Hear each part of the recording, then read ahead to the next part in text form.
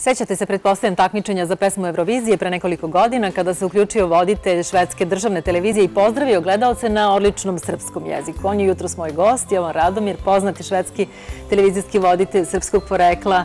Dobro jutro, dobrodošli i u Beograd i u naš studio. Hvala vam, uvijek je drago.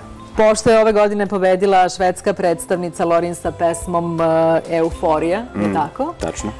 Priča se da ćete vi ponovo biti voditelj Eurosonga u zemlji domaćina, Švedskoj. Pa ne bih rekao da ću biti sigurno, ali pojavilo se moje ime među 5 prvih na kladionicama, već su počele neke priče. Jel se klade Šveđani na vas? Da, mislim, klade se ali prvih 5 sam, pa verovatno se klade, ali čisto sumnjam.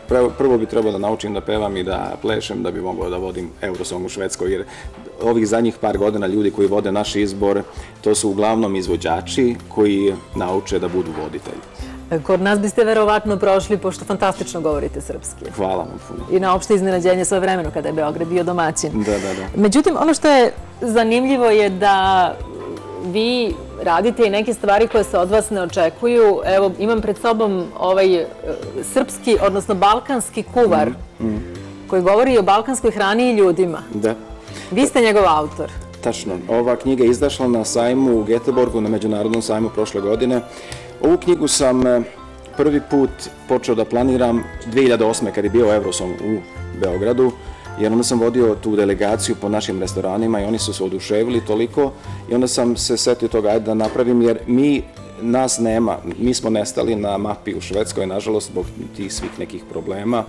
I želio sam da se zahvalim svojim roditeljima, bakama i svim koji su otišli u Švedsku i bilo gde u Evropi, u dijasporu, da se njima zahvalim i da pokažem Šveđanima pravu sliku nas.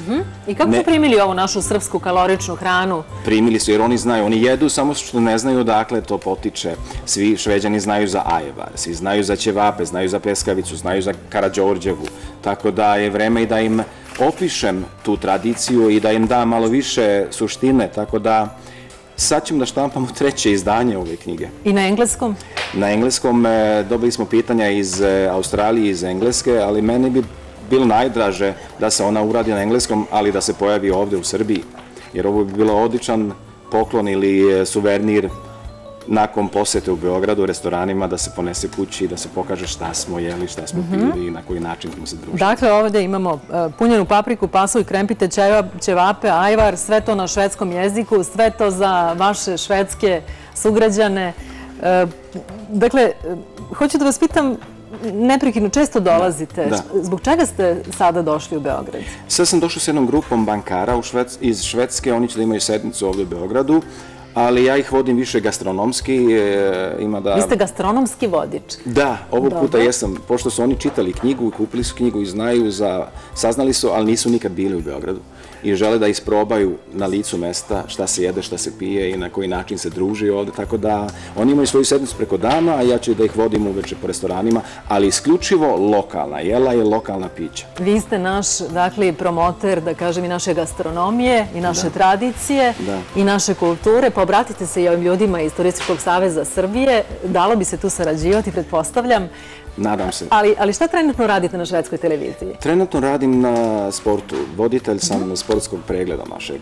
To znači, preko celog leta radio sam tokom Evropskog prvenstva u fudbalu i olimpijskih igara. Tako da je sad to moj dio na televiziji.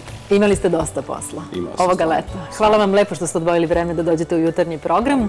A na kraju, lep dan vam želim. To je ostalo da vam kažem. Ovog jutra se opraštam sa vama. Iduće sedmice na ovoj sofi ponovo su Maja i Nataša. Uživajte još jednom uz muziku Jovana Maljokovića i Balkan Salsa Benda.